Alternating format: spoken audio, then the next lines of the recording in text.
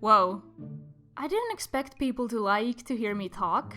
So in that video, I asked people to put any further questions down in the comments, and there were some about hosting a map. So since I have experience on that, I'm gonna share it. I think hosting a map is something very rewarding and could increase one's teamworking capabilities as well as the responsibility that's so important when making one of these. In this video, I'll walk you through some of the do's and don'ts of hosting a map. All of these are advice that I have crafted from my own experience of hosting maps, so who knows, your experience could be totally different, but probably not. So first, let's go through the things that you should do.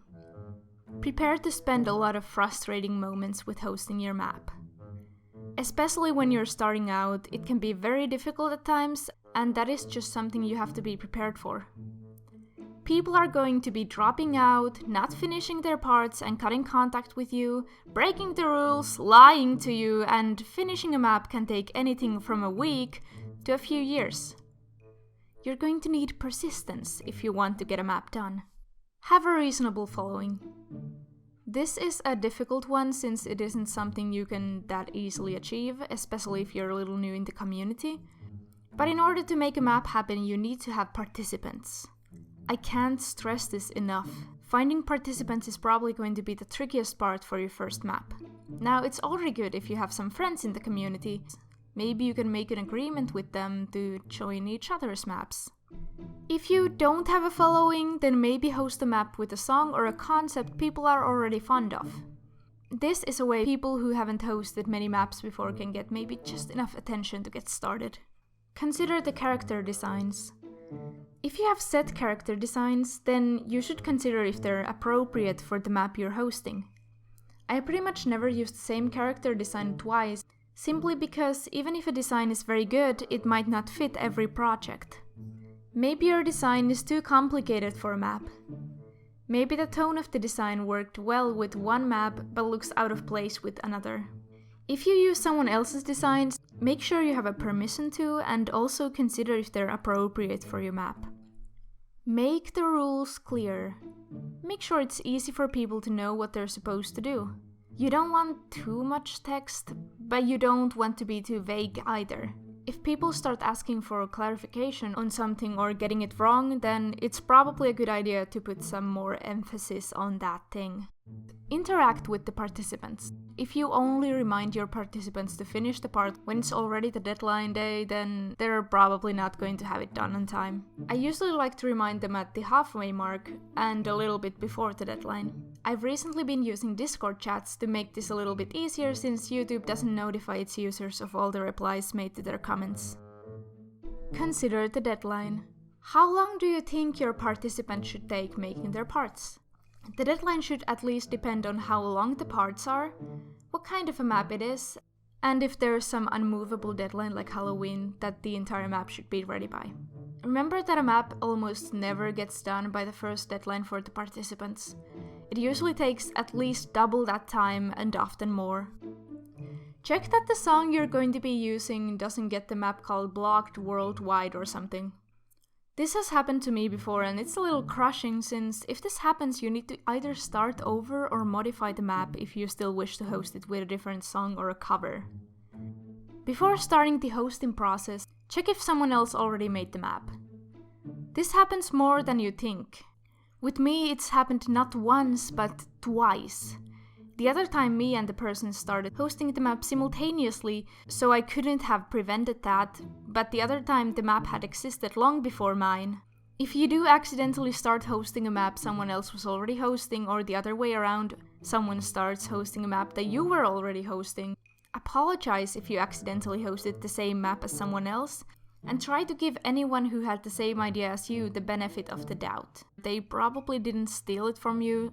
Seriously, people getting the same idea happens all the time. So then let's go through the things that you should not do. Don't host a map if you've never even finished anything else before and there's nothing on your channel. It's generally a good idea to do some map parts yourself before so that you understand what you're asking for, have at least a little bit responsibility, and because generally this tends to attract some animator subscribers whom you're going to need. Don't start hosting a map by impulse. Think your idea through before creating a map call. I have made maybe a few impulse maps that actually turned out pretty good, but in general you want to consider your ideas. I usually spend a few months with a new idea before actually making it reality, sometimes even a year or more. This gives you time to define it and make it the best it can be, as well as ensuring that you're actually ready to commit to this idea for however long it may take to be completed. Don't be too picky with the participants. Especially if it's your first map and you don't have that large of a following, then you can't only be picking people whose art is very good. That's one guaranteed way to never get your map done. Your standards when picking the participants should be based on how many people are trying to join and their skill level, and sometimes that might mean anyone who asks for a part should be given one. It's alright to wait for a while before giving out all the parts, but you need to be realistic. Your first map is probably not going to be that amazing, and you know what, that's fine. You can make better ones in the future as you improve yourself and gain a little more attention. Don't host too many maps at once, especially if you've never finished any. I'm usually hosting 2 maps at once, and honestly sometimes it feels like even those 2 are too much for me. The more maps you're hosting, the less attention an individual one will be getting, and when it comes to maps, even if it sometimes feels like you're not needed in most of the process, you really need to pay attention to what's happening and what the participants are doing. Don't advertise your map in places where you shouldn't. I get it, it's frustrating when people won't join your map, but while you're free to advertise your map on your own channel or your other social media pages, advertising your map in, for example, the comment sections of other people's videos is considered spam, which isn't allowed on YouTube. And it's also kinda annoying. Don't feel too ashamed when kicking people out of your map. This is something you almost certainly will need to do, and while it can make you feel very guilty, really, sometimes you just have to kick people out. The most common reason you'll have to kick someone is probably because they didn't finish their part on time, but with me there have also been some cases in which the participant did finish their part, but it's entirely traced or just blatantly breaks the rules in some other way. Remember that the map is your responsibility. Sometimes getting it done requires kicking people out.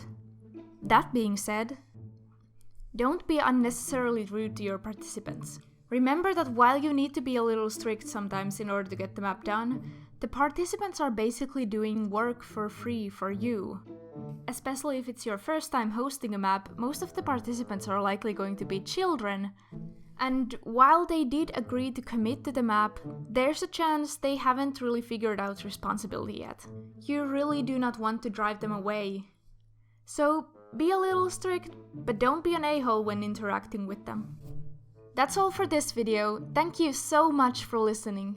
If you have any additional questions or ideas for future videos, please leave them down in the comments.